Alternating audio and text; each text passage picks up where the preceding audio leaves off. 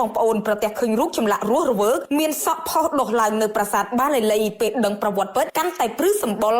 ប៉ុន្មានថ្ងៃមកនេះផ្ទុះខ្លាំងមែនទែនទៅលើរូបចម្លាក់តាមប្រាសាទបាឡេលីដែលមានស្មៅដុះលើរូបចម្លាក់មានមុខមាត់ដូចមនុស្សបេះបិទហើយថែមទាំងស្រស់ស្អាតរស់រវើកហាក់បីដូចជាមានវិញ្ញាណផអណ្ដែតឡើងកូនកាន់តែមើលកាន់តែប្លែកភ្នែកណាស់ចម្លាក់ថ្មមានស្លែកដុះពីលើប្រៀបបីដូចជាសក់យ៉ាងស្រស់ស្អាតនារដូវវស្សានេះប្រទេសកម្ពុជាពិតជាអស្ចារ្យខ្លាំងណាស់រកអ្វីប្រៀបផ្ទឹមពុំបានឡើយប្រាសាទបាឡេលីគឺជាប្រាសាទបុរាណមួយស្ថិតនៅក្នុងបរិវេណរមណីយដ្ឋានអង្គរខេត្តសៀមរាបដែលទីតាំងប្រាសាទនេះស្ថិតក្នុងបរិវេណអង្គរធំប្រមាណជា400ម៉ែត្រពីទិសពីយប់នៃប្រាសាទភិមានអាកាសក្នុងតំបន់ព្រៃឈើនៅខាងជើងព្រះបរមរាជវាំងរចនាបថនិងការប្រឆេតសាងសង់គឺជាទីសក្ការៈបូជាមួយតូចដែលត្រូវបានសាងសង់ឡើងសម្រាប់ព្រះពុទ្ធសាសនាលក្ខណៈពិសេសនោះជាប្រាសាទតូចមួយដែលមានបរិយាកាសស្ងប់ស្ងាត់បរិសុទ្ធហ៊ុំព័ទ្ធទៅដោយដើមឈើធំៗមានរូបចម្លាក់ជាច្រើនជាពិសេសនោះគឺដើមឈើព្រះអង្គដែលធ្វើឲ្យមើលទៅដូចជាប្រាសាទដុះក្នុងព្រៃក្បាច់ចម្លាក់លម្អមួយចំនួនជាពិសេសនៅត្រង់គោបុរៈខាងកើតបង្ហាញពីឈុតឆាកព្រះពុទ្ធសាសនា